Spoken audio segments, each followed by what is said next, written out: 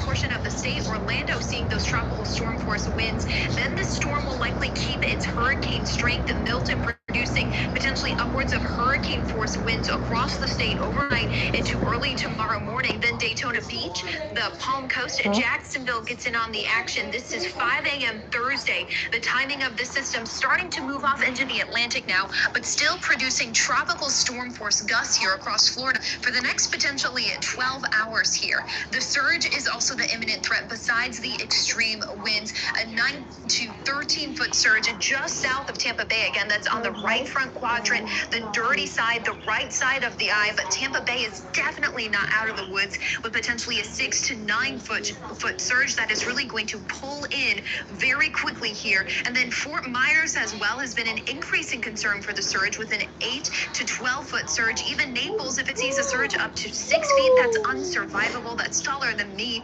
So a high surge coming in. But the other impact of the water is the rain, the torrential tropical rains that Milton is going to produce. We still have an extreme flash flood threat across the center portion of the state, which includes Orlando, Tampa, and even the Space Coast as well. Could potentially see 5 to 12 inches of rain, but a foot plus in some areas, which would lead to urban flooding, flash flooding of low-lying areas as well. We heard several municipalities, there we go, heard several municipalities started to lower lakes in preparation for the heavy rain that's going to come. So this is something that is impacting the entire state as well. But this is the latest thing. The National Hurricane Center will likely put out a bulletin when the landfall happens, and that will likely happen before 9 p.m. Eastern tonight, Lindsay. Wow, so the storm quickly moving. Yeah, I want to just talk a little bit about, you talked about how the storm is jogging a little more north than expected, and the danger because Tampa just inherently is surrounded by water. Yeah. And so why there was a hope that it actually might continue on that track going just below and just south of Tampa. Right, and when a storm starts to interact with land, that's when you can see the eye of the storm kind of wibble and wobble a little bit, and that's what we started to see. So I'll go back a couple graphics and show you that again, Lindsay, where we're monitoring the eye at this moment.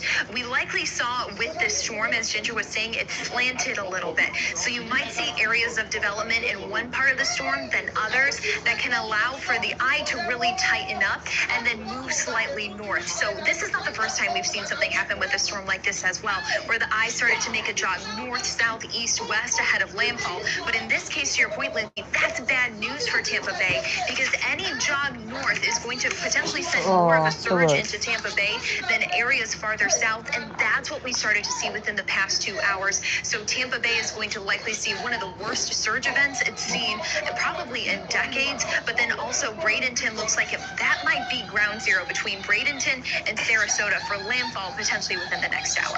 All right, Elise Smith, our thanks to you, and of course we're going to keep checking back with you. Our next guest is Kiva Williams in Wesley Chapel, Florida, on the outskirts of Tampa. Kiva joins us now with her 3 children, Nathan, Noah, and Nia. Thank you all so much for being with us. First and foremost, let's just start out with how you're holding up. We're doing pretty good. Thanks for having us. And so you all decided to stay put? Yes, we decided to stay. We live on the outskirts of Tampa in Pasco County. We're still considered the Tampa Bay area, but we live in Wesley Chapel, Florida, so we're in a different county, Pasco County, and we felt like the rain and the surge wouldn't hit us directly. And are you in an evacuation zone?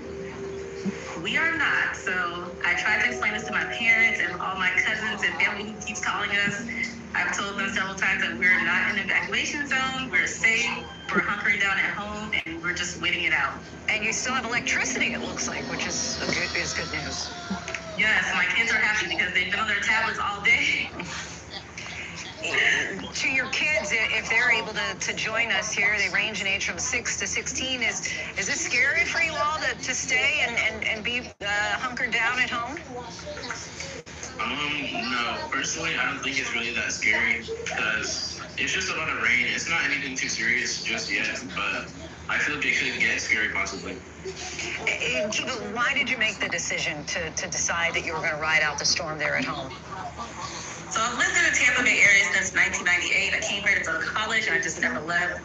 This isn't our first rodeo. We, made the decision as a family.